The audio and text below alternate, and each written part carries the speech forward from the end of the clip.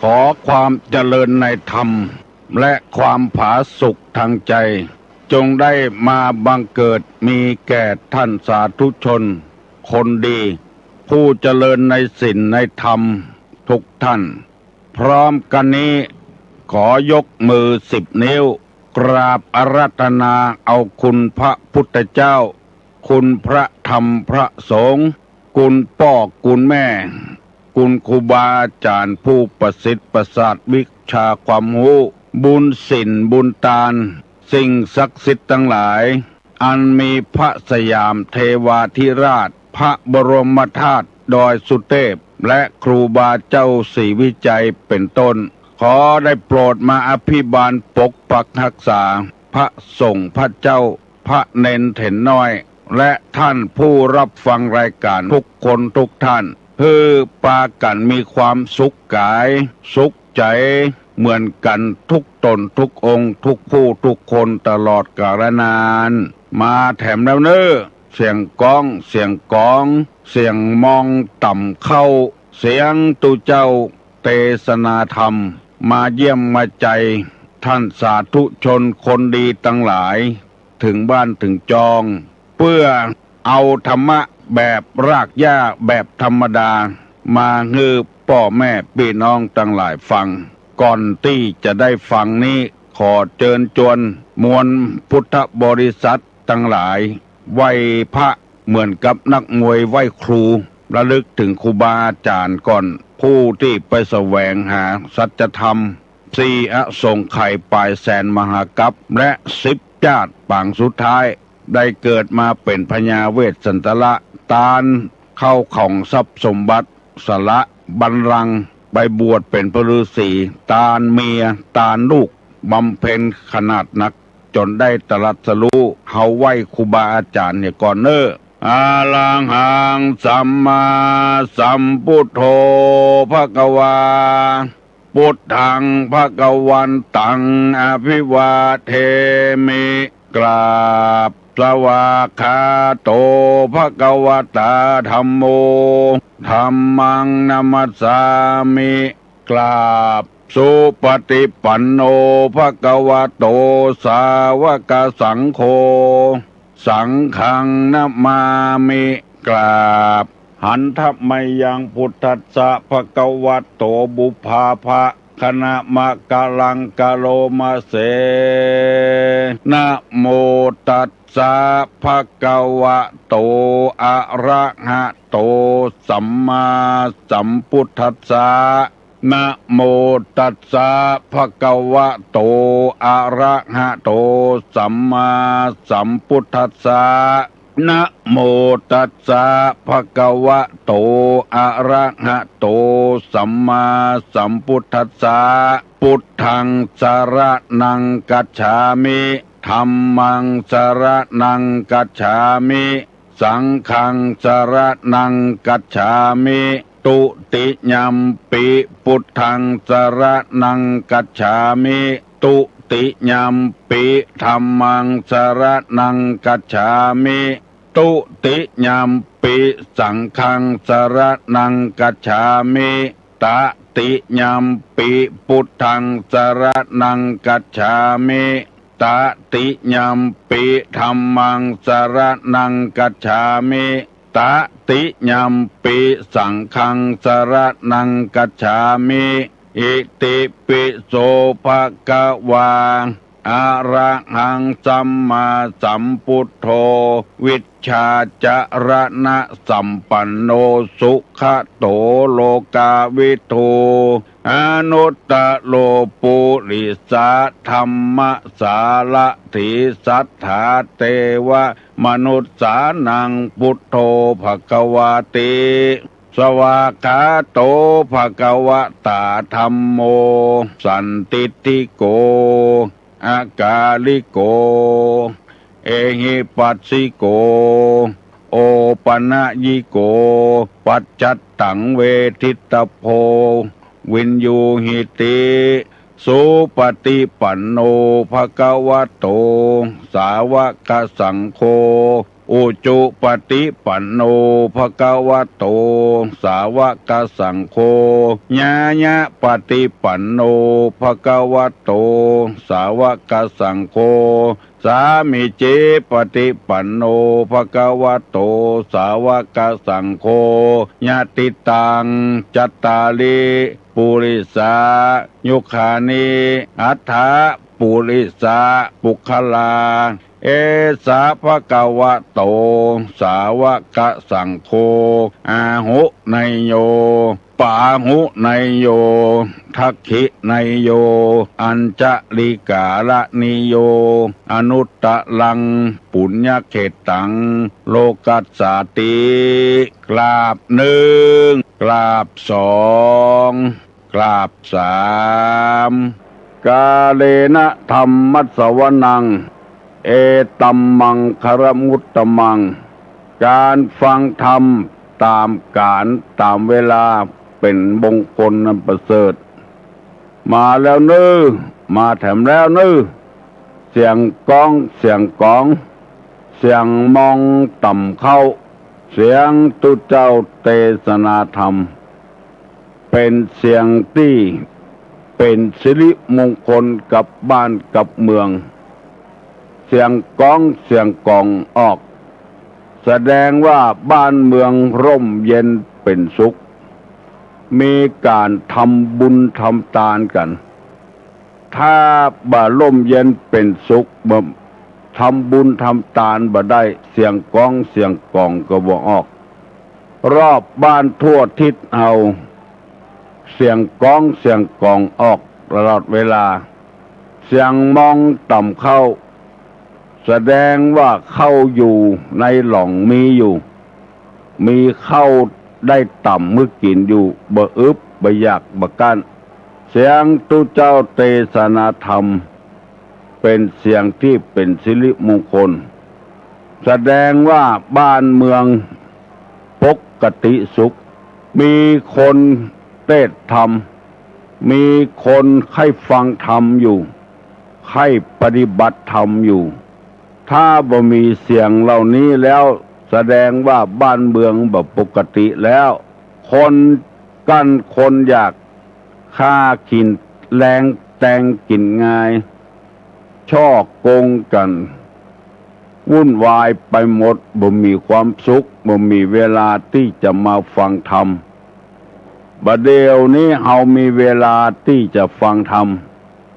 ฟังโดยเนี่ยการจอกจอกแจ๊กแจ๊กไปโดยขายครัวพ่องเตียวตางพ่องออกกำลังพ่องล้างถ้วยโดยซักผ้าซักครัวโดยนั่งเฝ้าให้เข้าโดยใส่ผักโดยเนี่ยการโดยเสียบจิ้นโดย มันเป็นมงคลหมดเสียงนี้มาถึงวัดถึงห้องตุลุงมาถึงบ้านถึงเฮือนถึงในเฮือนเตาไฟถึงห้องน้ำถึงในที่นอนที่สุดถึงในรถที่กำลังขับอยู่ฟังถึงวันมาใกล้อยู่ในสุดฟังก็ได้บ่จำเป็นต้องใส่ชุดขาวห่มขาวนั่งตุเจ้าก็ประกาศทำแบบสบายสบายความสบายมาถึงบ้านถึงจองการไหว้พระนั่นก็คือสรรเสริญพระพุทธเจ้าพระธรรมเจ้าพระสังฆเจ้าที่ให้ความร่มเย็นเป็นสุขกับผู้ฟังธรรมกับผู้ปฏิบัติธรรมให้ความร่มเย็นเป็นสุขเชื้อใดไหว้พระพุทธเจ้าแล้วประโยชน์เกิดขึ้นเชื้อใดพระธรรมพระสงฆ์ก็จ้างก็ขอลืมเมตตาเวลากับท่านผู้ฟังทั้งหลายแถมกำนึงเพื่อให้มันแจ่มชัดขึ้นพระพุทธเจ้าตามพุทธประวัติได้กล่าวไว้ว่าเป็นคนอยู่ในประเทศอินเดียเวลานี้สถานที่พระพุทธเจ้าประสูตินั้นอยู่ในเขตเนปาลในปานที่เขาว่าปอสะอาลอลิงแบ่งเขตกันไปแล้ว เมื่อ 2,500 กว่าปีนั้นอยู่ในอาณาจักรของประเทศอินเดียในสมัยก่อนพระพุทธเจ้าประสูตินั้นแบ่งคนเป็น4 จำพวกด้วยกันจนกระทั่งบัดนี้ก็ยังมีอยู่หูตัวไผ่ตัวมันว่าเป็นวรรณะไหนเหล่าไหนพันไหนบนแบ่งกันได้ชัดเจนตีมี1 กษัตริย์ 2 พราหมณ์ 3 แพทย์ 4 สูตร 4 เหล่าก่อนแบ่งเป็นชั้นในสมัยเมื่อก่อนพระพุทธเจ้าประสูติออกมาและก็พระพุทธเจ้าก็โดนคลื่นมูนี้กระทบฟังจนกระทั่งปัจจุบันนี้ก็ยังมีอยู่ถือเผ่าพันธุ์ของไผ่ของมันกษัตริย์นี่วิชาอื่นตึงมาเฮียนไปเฮียนวิชาปกครองบ้านปกครองเมืองวิชารบราฆ่าฟันกันจากสำนักอาจารย์ทิศาปาโมกข์ต่างๆเฮียนปกครองกับเฮียนลบราฆ่าฟันกันเนี่ยส่วนพราหมณ์นั้นเฮียนวิชาครูในการสอนคนเหมือนกับมหาวิทยาลัยราชภัฏต่างๆแต่ก่อนเปิ้นฮ้องว่าโรงเรียนฝึกหัดครูเมื่อเ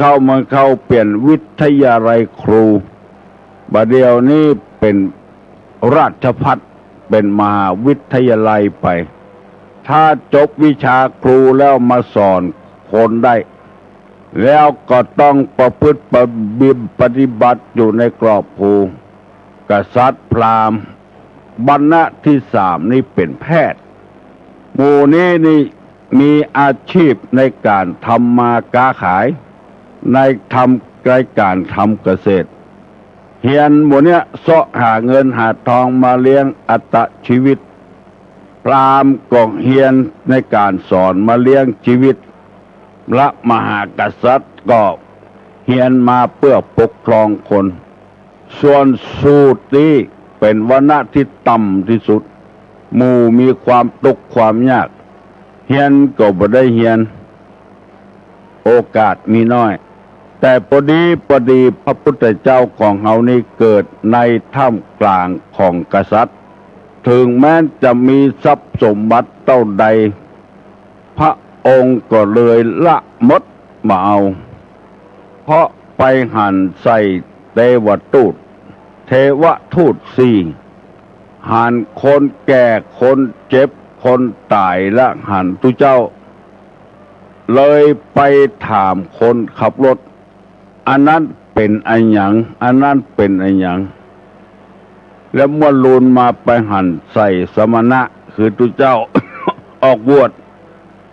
เลขขัมมะบารมีเพราะว่าอยู่ในหัวในเวียงบ่ได้หูบ่ได้หั่นอย่างเฮียนแต่หนังสือเฮียนแต่วิชาที่จะลบราฆ่าฟันและปกครองเท่านั้นเกิดไม่ทำการกล่องเงินกล่องทองของใจไม้สอยนี่เป็นวัสดุที่มีราคาหมดเป็นเพชรกาเป็นพลอยกาเป็นทองคำกาเป็นเงินกาแม้แต่จอนเนี่ยตักแกงเข้าใส่ปากก็ใจทองคำใจคำถ้วยโถโอจอนตี้อยู่ในท้องพระราชวังใจวัสดุที่มีค่าหมดเป็นเพชรเป็นพลอยเป็นแก้วเป็นแสงเพราะโรยมีเงินมีทองก็เลยบ่ฮู้บ่หานว่าคนต่างนอกเป็นเชื้อใดเมื่อไปปะใส่เทวทูตแล้วถามนายสารถีผู้ขับรถนายสารถีบอกเหมือนกันหมดคนเอานี่เกิดมาแล้วจะต้องแก่หมดบาเรือไผสักคนถ้าบาอุบัติเหตุตายไปก่อนย่อมจะแก่เหมือนกับป่ออุ้ยไม่อุ้ยป่อนานป่อน้อยตี้แก่ถึงวันเนี่ยโอ้ลำบากลำบนเวลาเหินเวลาเดินต้องใจไม่เต้าเดาเดอะได้เดิบลุก ก็โอยนั่งก็โอยเพราะเจ็บหัวเข่าปวดลำคอเจ็บหลังเจ็บแอวตาก็มัวไปเหี่ยแล้วเขี้ยวก็ห่างบ่ล่างคางเค็งหูตึงได้ยินพ้องบ่ได้ยินพ้องตำแขนตำขานี่ปวดหัวเข่าปวดข้อแข้งมดกูคนคนเฮาจะเป็นอย่างอี้กูคนไปหันใส่คนป่วยนอนค้างดิ้นไปดิ้นมาบ่มีพี่บ่มีน้องบ่มีลูกบ่มีหลานลำบากลำบนไปใส่หันคนป่วยไปก็ยากมากก็ยากแล้วไปหันใส่คนตายโบคนเอาเป็นอี้กูคนเรียกว่าสามัญญลักษณะลักษณะที่มันเหมือนเสมอกันสามัญเนี่ยเป็นธรรมดาลักษณะที่เสมอกันหมดบอกว่าคนนั้นจะตุกบอกว่าคนนั้นจะรวยเป็นเศรษฐีมหาเศรษฐีเป็นเจ้าฟ้ามหากษัตริย์เป็นทุกคนทุกอกทุกใจอยู่ตามบ้านตามจอง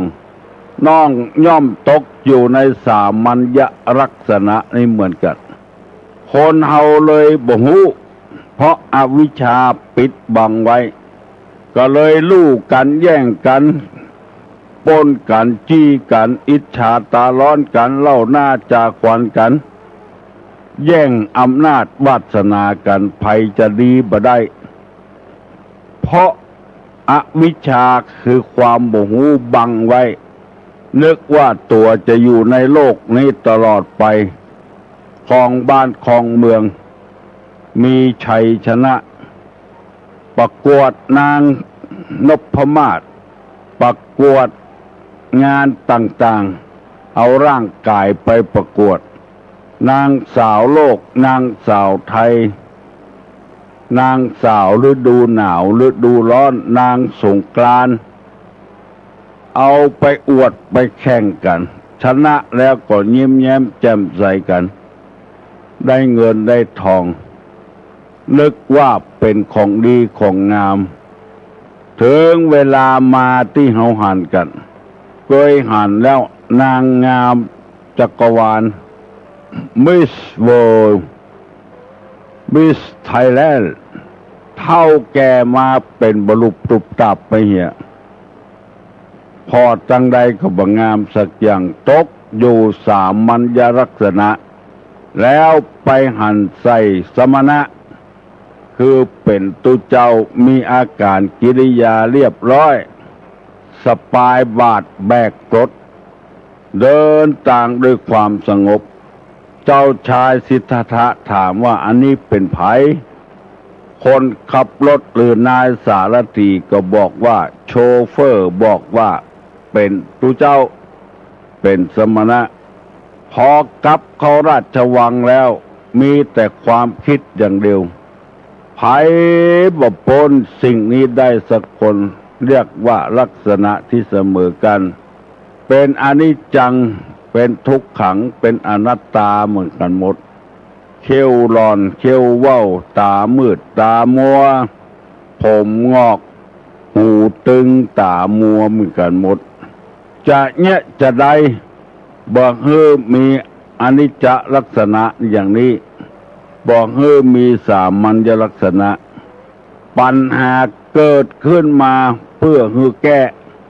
บัดใจไปฆ่าตัวเก่าตายแขวนคอตายกินยาตายเหมือนคนทั่วไปเพราะอวิชชาบังไว้นายตัวเก่าลักษณะนี้บัดใจคนรักบัดใจคนฉลาดบ่มีไผยกย่องสรรเสริญมีแต่จะสาบจะแจ้งคนที่เนี่ยตัวเก่าเหตุผลมีอย่างเดียวตายก็พ้นทุกข์ว่าจะอันความจริงมันบ่พ้นฆ่าตัวเก่าตายนี่นะย่อมจะไปเสวยวิบากผลแถมกรรมลึงเพราะว่าร่างกายนี้พ่อแม่เป็นคนสร้างมาเรียกว่ามีเหตุมีปัจจัยนั่นก็คือพ่อคือแม่พอก้อยตั้งแต่อยู่ในท้องในครรภ์ เงินทองเสี่ยงเสียเต้าใดบอกว่าขอเงื้อลูกในท้องในไส้ปลอดภัยลูกอยู่ในท้องตัวแต่เอาท้องไปฝากกับหมอเพื่อเงื้อปลอดภัยตึงลูกตึงแม่ตึงป้อตัวแถมถึงเวลาหมอนัดก็ต้องไปกวดไปพออยู่ตังใดมีลักษณะตังใดต้องไปกวดเวลาจะคลอดเวลาจะเกิดต้องไปหาหมอแถมส่วนมากบะเดียวจะไปคลอดกันในโรงพยาบาลแม่พยายามส่งจิตส่งใจให้ลูกทุกอย่างพอคอยดูแลให้อาหารทางปากใหญ่ขึ้นมาให้อาหารทางมันสมองอบรมบ่มนิสัยให้เป็นคนดีแถมจนใหญ่หน้ากล้าบานมาพ่อแม่ทุ่มเงินทุ่มทองทุ่มเวลาให้โอ้ทำไปเนี้ยบดีบดักทุกอกทุกใจกาล้มกาไปเนี้ยสิ่งที่ผิดกฎหมายบ้านกฎหมายเมืองไปเนี้ยสิ่งที่ผิดศีลผิดธรรมอยู่บ่ได้อยู่บ่ม่วนเป็นบ่หูหายสักเตื้อไปแขวนคอตายกินยาตายอันเนี้ยยังบ่เสี่ยงกรรมเสี่ยงเวรเตื้อจะต้องไปทุกขเวทนาแถมในเมืองผีบุญอันยังไปทุกขเวทนานึกว่าตายแล้วร่างกายหมดแล้วหมดลมหายใจแล้วดวงวิญญาณดวงจิตตัวเนี้ย จะต้องไปทุกข์ทรมาน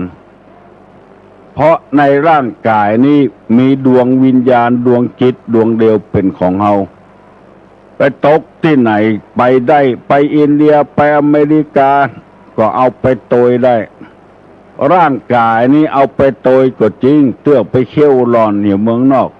เตื้อไปแข้งหักขาห้านเหนี่ยเมืองนอกห้ามบ่ได้เป็นใจของเฮา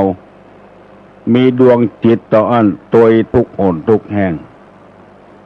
ว่านจองห่อเฮือนก็เป็นใจของเฮาสักอย่างเป็นอนัตตาหมดไม่ใช่ของตัวใช่ของตนบางทีออกบ้านไปไฟไหม้ตั้งหลังก็มีห้ามก็บ่ได้อันนี้เป็นอนัตตาหมดไม่ใช่ตัวไม่ใช่ตนในที่สุดพระองค์ก็เลยออกบวชแสวงหาโมกขธรรมจากครูบาอาจารย์ในสำนักต่างๆละปราสาทราชวังละมเหสีละเจ้าชายลาหุ่นกำลังเกิดใหม่ๆตัดห่วงตัดใยให้หมดแสวงทรมานร่างกายบัสเวยพระกยาหารในที่สุดมามีสิ่งทั้งหลายมาตักเตือนว่าสิ่งเหล่านั้นเป็นของภายนอกพระองค์ก็มาบำเพ็ญเพียรทางใจได้ตรัสรู้อนุตตรสัมมาสัมโพธิญาณเพราะเหตุว่าพระพุทธเจ้านั้น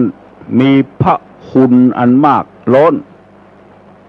ยิ่งกว่าคนธรรมดาเฮาหนึ่งมีปัญญาคุณ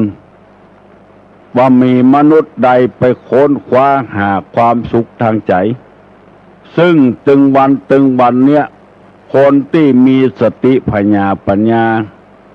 แสวงหากาทรัพย์สมบัติอันเป็นความสุขทางกายส่วนเดียวไปง่ายมาง่ายมีเงินมีทองจะไปที่ไหนก็ได้จะซื้ออย่างก็ได้ซึ่งส่วนนี้เนี่ยเปิ้นว่าหาตุกเขาใส่ตัวยิ่งมีก็ยิ่งเดือดร้อนยิ่งบ่มีก็ยิ่งเดือดร้อน เดือดร้อนที่จิตที่ใจหมด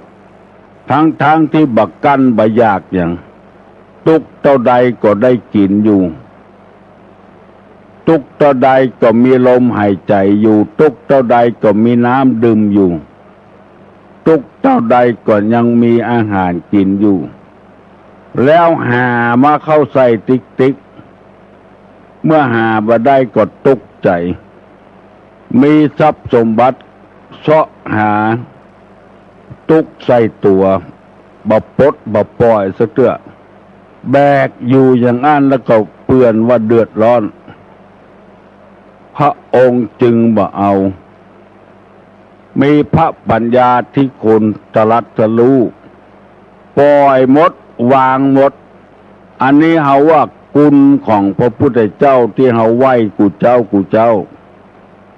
อรหังสัมมาสัมพุทโธภควาพระภูมิพระผู้เป็นภาคเจ้าเป็นพระอรหันต์ตรัสรู้โดยชอบหูอย่างหูกิเลสอุปกิเลสหูว่าสิ่งเหล่านั้นเป็นความทุกข์หมดพระองค์จึงบ่บุญไปหาซึ่งมันตรงกันข้ามกับปุถุชนเฮาตึงวันเนี่ยซื้อหวยถูกเอาใบเดียวดื่มเอา2 ใบดึงเดียเขามาอ่านก็ได้แถมแล้วนะถูก2 ใบลืมเอา3 ใบดึงเดียเพิ่มขึ้นแถมติ๊กโซหาตุกใส่ตัวตื่นออกมาภาพงมเลิกออกช่วยหน้าสีตาก็ไปละตุกบัญญังสักเตือนหาเรื่องมาใส่ตัวอยู่ในเหือน้ำเข้าเหือแทนที่จะหาออกคนเข้าแถมติ๊กไปขอคนมั่งมีสีสุขคนร่ำคนรวยหาความตุกใส่ตัวเพื่อแลกเอาเงินเข้ามาจุนเจือบุญไปหาติ๊กเปิ้นมีกาดนัดที่ไหนหูมดอันนี้พอเอาง่ายๆตุลุงขอย่างไว้ก่อนแต่อีก่อนน้องยกมือไหว้เนอ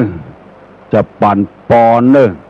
อายุวัฏโกธนวัฏโกสิริวัฏโกญัสสะวัฏโกปละวัฏโกวันนะวัฏโกสุขวัฏโกหุตุสัพปตาทุกขโลคาพยาเวลาโสกาจันตุจุปัตตวาอเนกาอันตริญาปิวินาสันตุจเตจสาใจญะสิทธิธนังลาพังโสถีภคยังสุขังพลังสีลิอายุจะวันโนจะโภกังมุตถีจะญะสวาสตาวาสาจะอายุจะจีวสิทธิภวันตุเตสัพปีติโยวิวัตตันตุสัพพะโรโควินัสตุมาเตภวะตวนตะลาโยสุขีติคายุโกภวะอภิวาธนะสีริจานิจังวุธาปจายโนยัตตาโลธรรมาวัฏันติอายุวันโนสุขังปลา